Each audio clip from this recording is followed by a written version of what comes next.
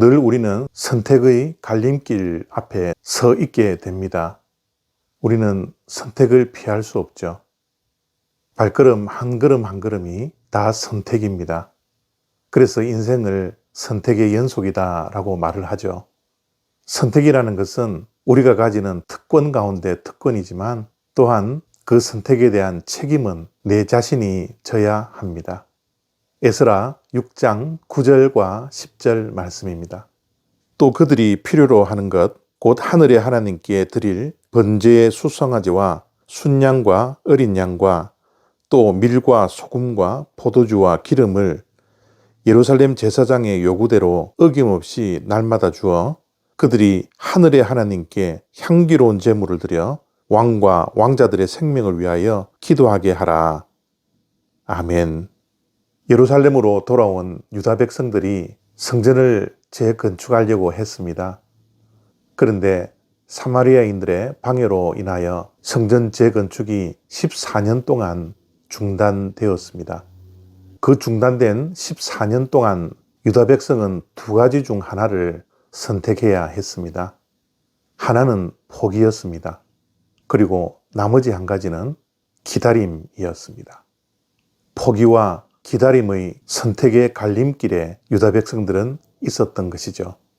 시간이라는 것은 늘 우리를 조급하게 합니다. 시간은 늘 우리들을 서두르게 합니다.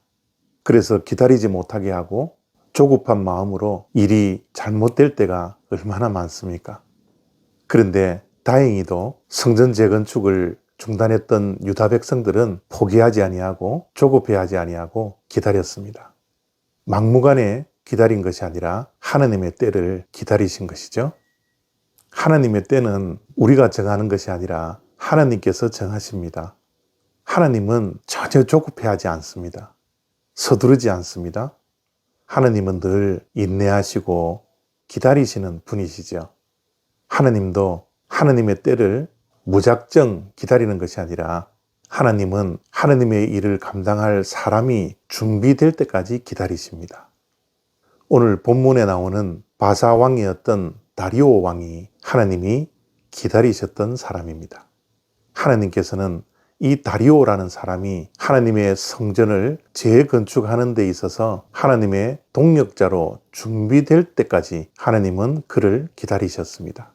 오늘 다리오가 하나님에 대해서 이방 사람이지만 하나님이 누구인지 하나님을 정확하게 알고 하나님을 믿었던 사람인 것 같습니다. 그러한 믿음이 준비될 때까지 하나님은 14년이라는 세월을 하루같이 기다리셨던 것입니다. 다리오 왕은 하나님을 하늘의 하나님이라고 고백합니다. 하늘의 하나님이라는 고백은 어떠한 의미를 가지고 있을까요? 하늘에서 이 땅의 모든 것을 다스리시는 주관자임을 고백하는 것이 하늘의 하나님이라는 고백이죠. 다리오 왕이 하나님을 믿는 유다의 왕이 아닌데 이방인이 하나님을 그런 신으로 보고 있다는 것이 정말 그 당시는 대단한 고백이었던 것입니다.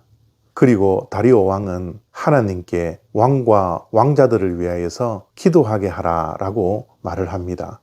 기도라는 것은 믿음의 제사입니다. 하나님에 대한 믿음이 없으면 하나님께 기도하지 못합니다. 만약 다리오 왕이 하나님의 능력을 믿지 못했다면 하나님께 기도하라고 말을 하지 않았을 겁니다.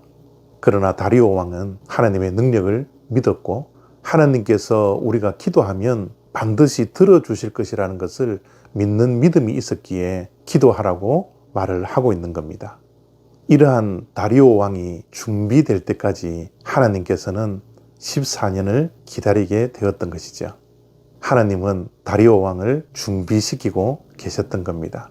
하나님의 성전을 완성시키기 위해서 준비된 자를 기다리셨고 그를 준비시켰던 것입니다. 그렇습니다. 하나님의 일은 준비된 자의 몫입니다. 지금 이 영상을 보는 우리들 가운데 어떤 일을 하다가 어떤 일이 중단되었습니까? 우리가 해야 할 선택은 두 가지입니다. 포기하든지 기다리든지요. 막무가내 기다리는 것이 아니라 하나님께서 사용할 수 있는 사람이 되기 위한 준비되는 기간이 되어야 합니다.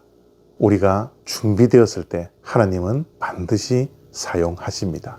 이 믿음을 가지고 오늘 또 내가 무엇을 준비해야 하는지, 내가 어떠한 것이 준비되어 있지 않은지를 깊이 생각하며 하루하루를 하나님을 바라보고 준비된 자가 되기 위해서 한 걸음 한 걸음 인내의 발걸음을 걸어가는 저와 여러분 되시기를 바랍니다. 감사합니다.